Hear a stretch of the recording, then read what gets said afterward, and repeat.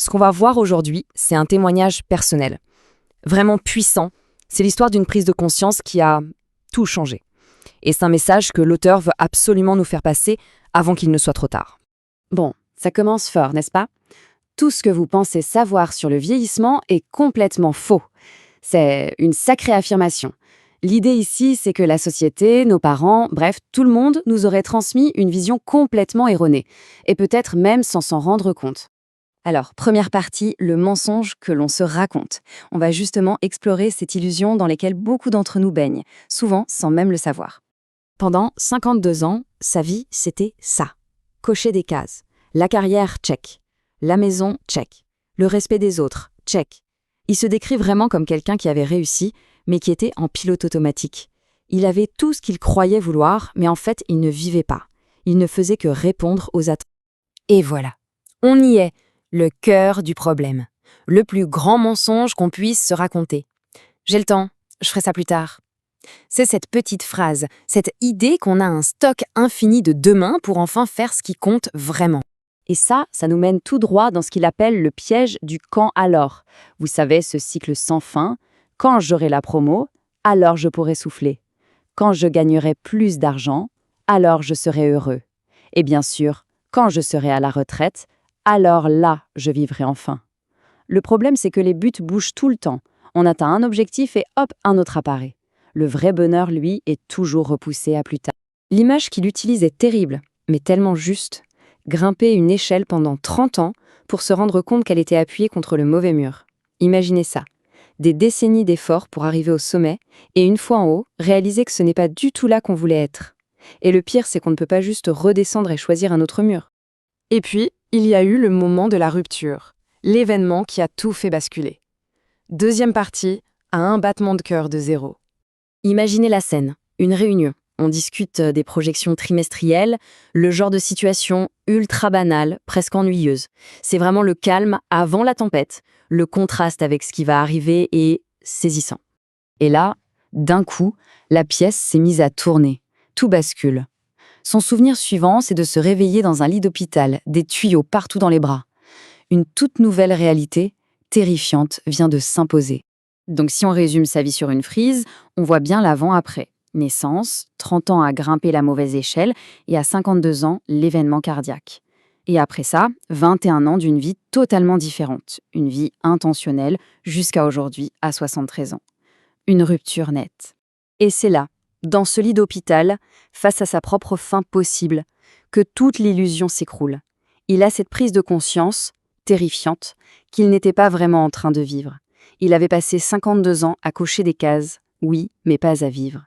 Un moment de clarté aussi brutal qu'effrayant. Et la question qui le hante à ce moment-là, c'est « si j'étais mort ce jour-là, qu'est-ce que j'aurais laissé ?» La réponse est terrible. Une belle maison, de l'argent, des trucs matériels, des réussites dont, soyons honnêtes, plus personne ne se souviendrait dans 5 ans. Pas un héritage, pas un vrai.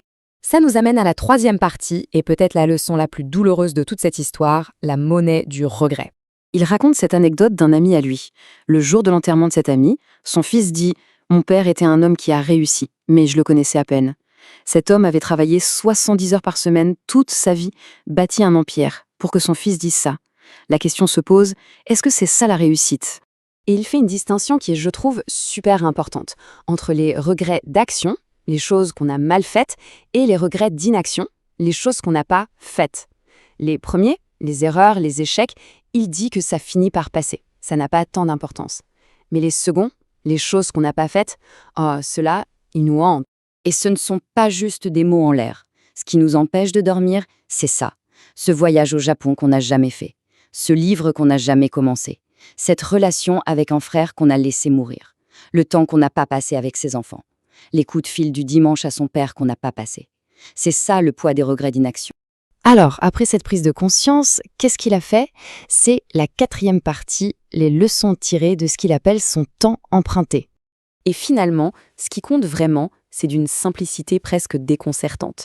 C'est le temps passé avec les gens qu'on aime.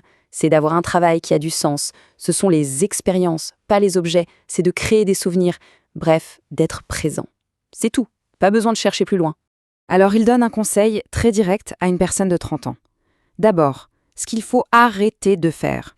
Arrêtez de sacrifier sa santé pour sa carrière. Arrêtez d'essayer d'impressionner des gens qui s'en fichent. Arrêtez de reporter la joie à plus tard. Et surtout, arrêtez d'attendre la permission de vivre. Et en contrepartie, voici ce qu'il faut commencer à faire. Commencer à appeler ses parents plus souvent. Commencer à faire les choses qui font peur. Commencer à dire non à ce qui nous vide de notre énergie. Et dire oui aux expériences qui nous remplissent, qui nous nourrissent. Parce que la vérité, c'est ça. Le moment parfait n'arrivera jamais. Jamais. Il faut arrêter d'attendre un jour. Un jour, c'est aujourd'hui. La vie sera toujours un peu chaotique. Attendre le bon moment est le meilleur moyen de ne jamais rien faire. Et on arrive à la conclusion. 5e partie, votre vie commence maintenant. Il y a une ironie assez incroyable là-dedans. C'est seulement quand on comprend que notre temps est limité qu'on commence enfin à vivre pour de vrai. Faire face à sa propre finitude, ce n'est pas morbide, au contraire, c'est ce qui nous libère. C'est ce qui nous fait comprendre que chaque jour compte et qu'il faut arrêter de le gaspiller. Et tout ça nous laisse avec une dernière question. Une question simple mais vertigineuse. Si c'était votre dernier jour sur Terre, est-ce que vous seriez satisfait de la vie que vous avez vécue? La question n'est pas « avez-vous assez réussi ?», mais « êtes-vous satisfait ?» C'est une question qui nous renvoie à nos propres choix. Pas demain, mais maintenant.